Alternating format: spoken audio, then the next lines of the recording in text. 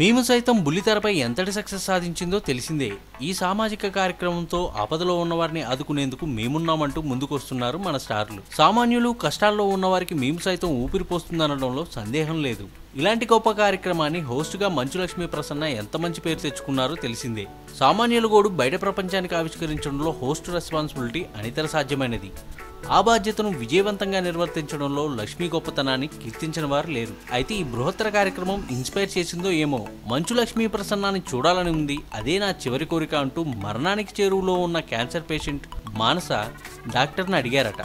ప్రస్తుతం ఈ వార్త ఫిలిం సర్కిల్లో హాట్ టాపిక్. మృత్యు కవిల్లో చివరి అంకంలో ఉన్న ఈ పేషెంట్ ఇలా చూడాలనుకోవడం మెచ్చుకోదగ్గ విషయం.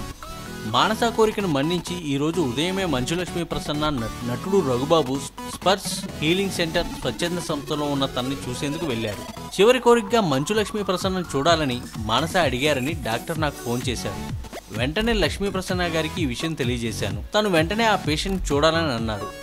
మానస గతంలో టీచర్గా పనిచేశారు. క్యాన్సర్ చివరి దశలో ఉంది.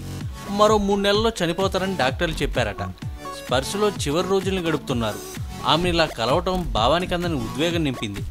అర్ధగంటకు పైగా నేను మంచులక్ష్మి గారు తనతో గడిపాం. మన ద్వారా మంచి జరిగితే అంతకంటే ఇంకేం కావాలి, అందుకే ఇలా వెళ్ళి కలిసామని రఘుబాబు గారు చెప్పారు. వీడియోపై మీ విలువైన కామెంట్స్ ని మాతో షేర్ చేసుకోండి. అండ్ ఇంకో విషయం, సబ్స్క్రైబ్ చేసుకోవడం మర్చిపోకండి.